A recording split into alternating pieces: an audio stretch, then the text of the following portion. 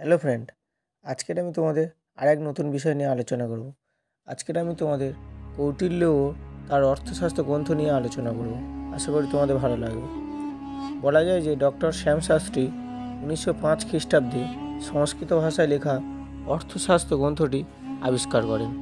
কৌটিল্যের লেখা অর্থশাস্ত্র হল মৌর্য যুগ তথা প্রাচীন ভারতের ইতিহাস ও রাষ্ট্রনীতিবিদ্যার সবচেয়ে নির্ভরযোগ্য ও গুরুত্বপূর্ণ উপাদান। এই গ্রন্থ থেকে একদিকে বাস্তববাদী রাষ্ট্রনীতি সম্পর্কে এবং অন্যদিকে মৌর্য যুগে ভারতের রাষ্ট্রনীতি, শাসন ব্যবস্থা, রাজস্ব ব্যবস্থা, বিচার ব্যবস্থা, সমাজ জীবন, নারীদের অবস্থা প্রভৃতি বিষয় সম্পর্কে বহু তথ্য জানা যায়। কৌটিল্যের মতে সকল সামাজিক বিজ্ঞানই হল উদ্দেশ্যমূলক ও পরস্পর সম্পর্কযুক্ত। উদ্দেশ্যের দিক থেকে এসব সমাজ বিজ্ঞানের মধ্যে রাষ্ট্রনীতি হলো চূড়ান্ত বিজ্ঞান। রাষ্ট্রনীতিকে চূড়ান্ত বিজ্ঞান হিসেবে ঘোষণা করে তিনি প্রাচীনকালে রাষ্ট্রনীতির গুরুত্ব তুলে ধরেছেন। এই গ্রন্থে শাসন পরিচালনার দৈনন্দিন সমস্যা সম্পর্কে বস্তুনিষ্ঠ আলোচনা ও শাসকদের করণীয় যাবতীয় পদক্ষেপের নীতি নির্দেশের উল্লেখ রয়েছে।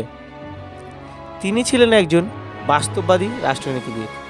রাষ্ট্র শাসন পরিচালনা সম্পর্কিত কোনো জটিল সমস্যার সম্মুখীন হলে সমস্যার প্রকৃতি পুঙ্খানুপুঙ্খভাবে বিশ্লেষণ এবং তার সমাধানের উপায় কৌটিল্য তার অর্থশাস্ত্রে ব্যাখ্যা করেছেন।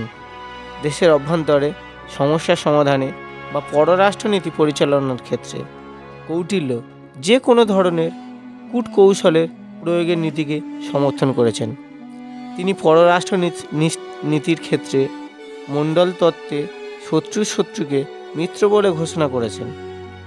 অর্থশাস্ত্র থেকে চন্দ্রগুপ্ত মৌর্যের শাসন ব্যবস্থা সম্পর্কে বহু তথ্য জানা যায় যে রাজা ছিলেন দেশের সর্বোচ্চ শাসক এবং তার সর্বোচ্চ কর্মচারী ছিলেন মন্ত্রীগণ।